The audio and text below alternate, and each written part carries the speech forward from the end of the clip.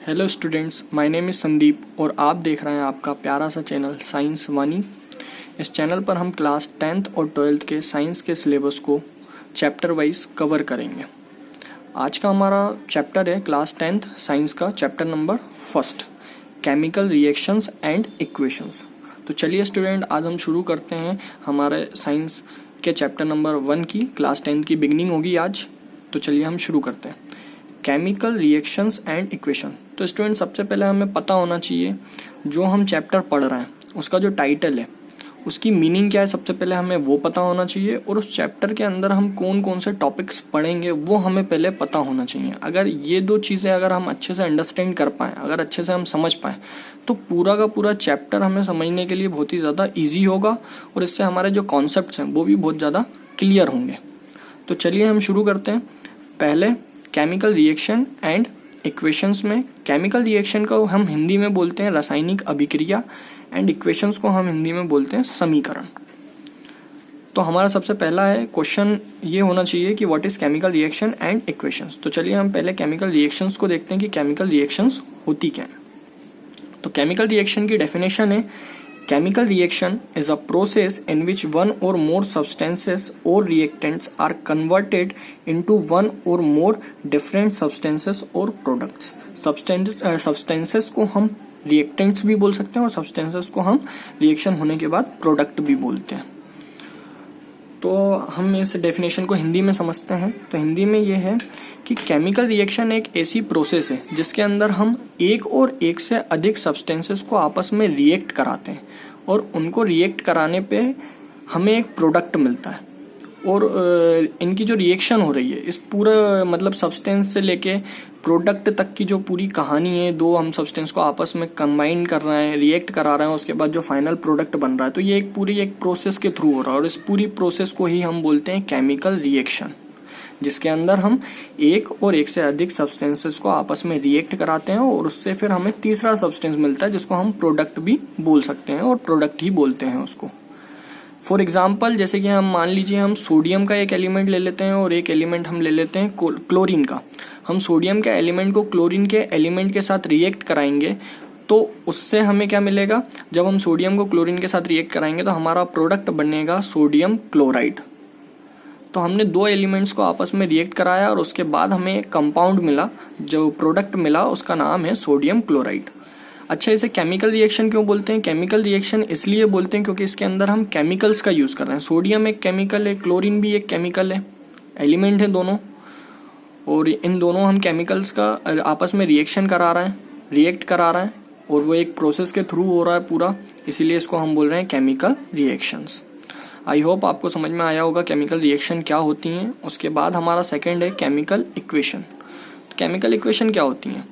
तो denotation of chemical reaction is called chemical equation. जो हमने केमिकल रिएक्शन करी है उसको हम डिनोट कैसे करेंगे, उसको हम लिखेंगे कैसे, वो सारी चीज़ें किसके अंदर आएंगी? आपकी केमिकल इक्वेशन के अंदर आएंगी।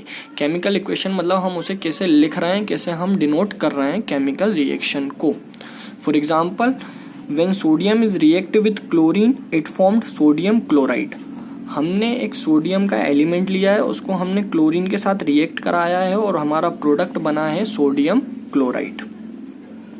अच्छा स्टूडेंट, आपने ऊपर पढ़ा होगा, दो टर्म पढ़ी होंगी, एक रिएक्टेंट्स और एक प्रोडक्ट्स।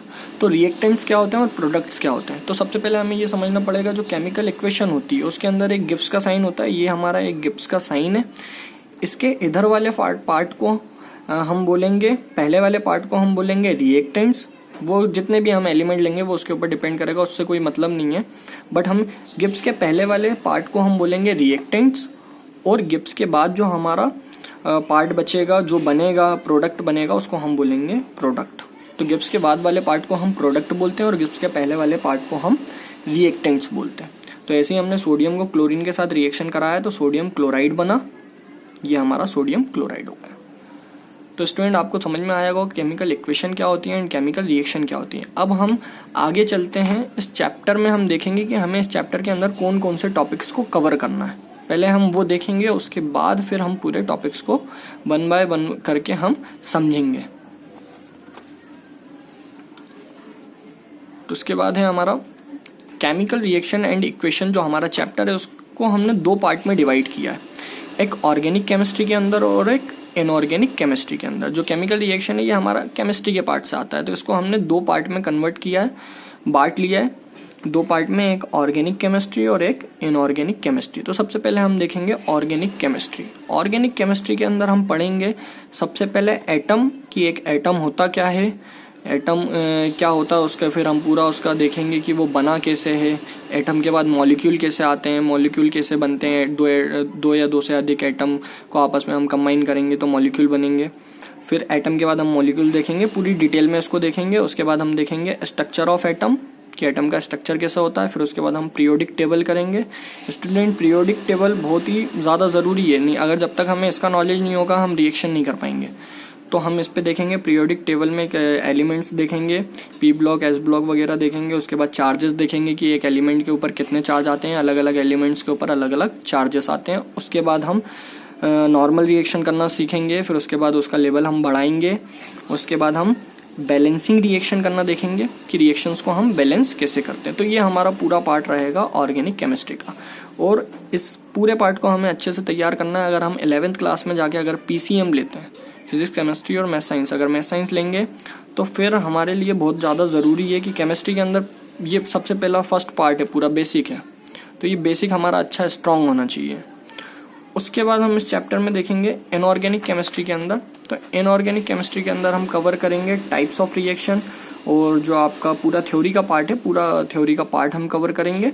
और उसके बाद बोर्ड के एग्जाम में जो जो IMP क्वेश्चंस वगैरह आएंगे वो सारी चीज़ें हम कवर करेंगे। IMP क्वेश्चन को हम समरी वाइज समझेंगे, नोट्स के फॉर्म में पूरे क्वेश्चन को हम करेंगे और उसको हम समझेंगे। तो फ्रेंड्स, हमें इतना आज हमने इंट्रोडक्शन पार्ट में देख लिया, फर्स्ट चैप्टर में इंट्रोडक्शन में देख लिया। अब हमारा जो नेक्स्ट वीडियो होगा उसके अंदर हम देखेंगे ऑर्गेनिक केमिस्ट्री की हम शुरुआत करेंगे। चलिए स्टूडेंट, अगर आपको ये वीडियो अगर पसंद आया हो तो इसको लाइक एंड शेयर करना ना भूलें और चैनल को सब्सक्राइब कर लीजिए। Thank you.